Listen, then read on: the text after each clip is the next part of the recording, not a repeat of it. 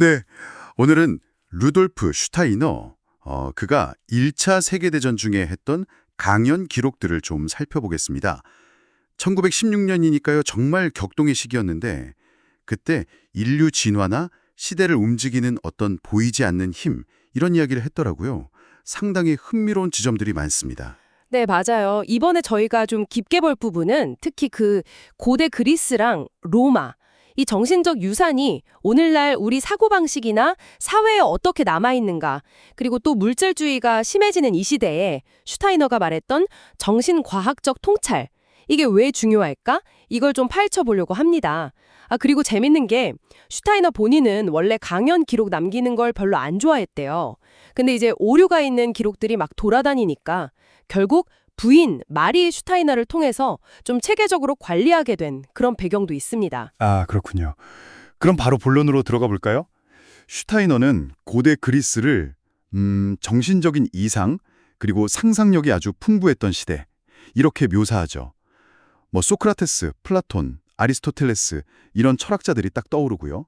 아까 잠깐 언급하셨던 괴테, 파우스트 초고에서 불멸이란 말 대신에 아리스토텔레스의 그 엔텔레키 개념을 썼다는 거. 와, 이건 진짜 그리스 정신의 깊이를 딱 보여주는 것 같아요. 그렇죠. 그 완전한 현실태라는 개념인데 반면에 로마 문명은 훨씬 현실적이고 또 실용적이었어요.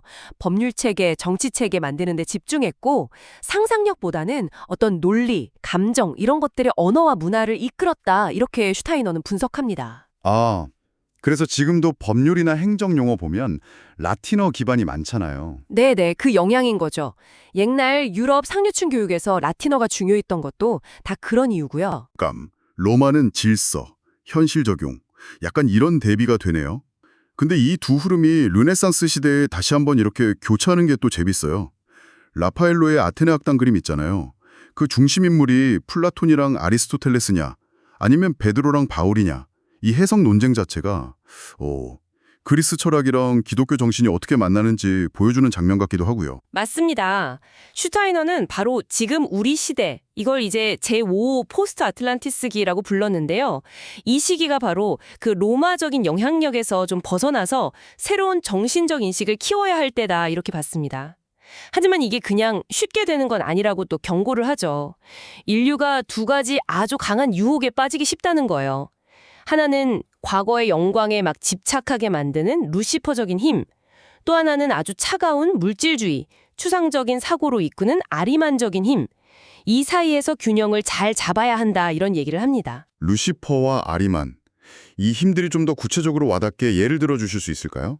이게 단순히 그냥 선악 개념은 아닌 것 같아서요. 네, 그게 중요해요.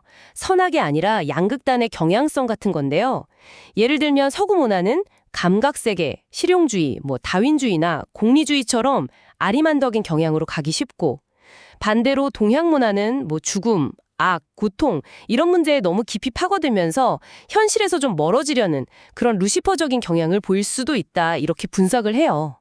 어느 한쪽이 맞다 틀리다라기보다는 양쪽으로 치우치는 걸 경계해야 한다는 거죠. 아, 그런 관점에서 보니까 템플 기사단 이야기도 확 다르게 들리네요. 그들이 지혜, 아름다움, 힘 이런 영적인 이상을 추구했지만 슈타이너는 그 방식이 좀 시기상조였고 너무 급하게 영적인 걸 얻으려 한 루시퍼적인 면이 있었다 이렇게 보는 거군요. 그렇죠. 그리고 결국엔 프랑스 왕 필리프 4세의 그 금전욕, 이건 아주 대표적인 아리만적인 힘이죠. 이 탐욕 때문에 박해받고 몰락하게 되잖아요. 슈타이너는 이걸 그냥 정치적인 탄압으로만 보지 않고 영적인 이상과 물질적인 탐욕, 이 두 힘이 충돌한 사건으로 해석을 합니다. 심지어는 그 박해받았던 기사들의 영혼이 나중에 그 영적인 세계에서 후대에 영감을 주는 그런 원천이 되었다. 이런 이야기까지 하고요. 와, 되게 깊네요. 그 이집트 이시스 여신상 해석도 되게 독특했어요. 나는 과거, 현재, 미래다. 나의 베일을 벗긴 필멸자는 없다. 이 문구 유명하잖아요. 보통은 이걸 신비주의나 인간 인식의 한계, 이런 식으로 해석하기 쉬운데. 슈타이너는 좀 다르게 보죠.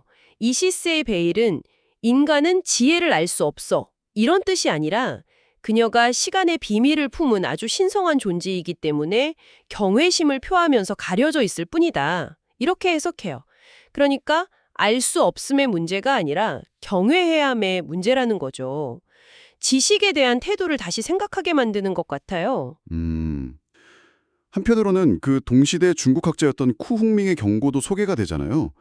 유럽의 물질주의는 파멸할 거다. 그러니까 유럽인이 중국화되어야 구원받는다. 뭐 이렇게 주장했다고요? 네, 슈타이너도 서구 문명이 위기에 처했다는 진단 자체에는 동의를 했어요. 하지만 그 해법, 그러니까 중국화가 답이라는 데는 동의하지 않았죠. 그게 아니라 자신이 제시하는 정신과학을 통해서 물질주의, 즉 아리만적인 것과 과거에 대한 집착, 즉 루시퍼적인 것, 이 둘 다를 넘어서는 새로운 길을 찾아야 한다고 아주 강하게 이야기했습니다. 결국 슈타이너가 계속 강조하는 건 이 루시퍼와 아리만이라는 양극단의 힘을 그냥 나쁜 거니까 피해야 해. 이게 아니라 오히려 그 힘들이 뭔지 명확하게 알고 그 사이에서 우리가 의식적으로 균형을 잡아가면서 인간의 자유의지를 키워나가야 한다. 이런 메시지인 것 같아요. 정확합니다. 그 힘들을 이해하고 우리가 다룰 수 있을 때, 그때 비로소 인간은 진정한 의미의 자유에 이를 수 있다. 이게 핵심이죠.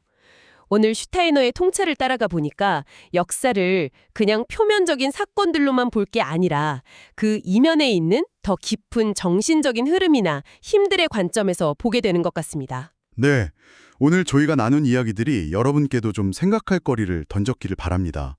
여러분의 삶이나 우리 사회에는 이런 그리스적인 이상, 아니면 로마적인 현실주의, 혹은 슈타이너가 말했던 루시퍼와 아리만의 힘이 어떻게 작용하고 있다고 느끼시나요? 또 현대사회의 여러 문제들을 헤쳐나가기 위해서 우리에게 정말 필요한 정신적인 자질은 뭘까? 한번 이 질문을 곱씹어 보시면서 오늘 시간 마무리하면 좋겠습니다.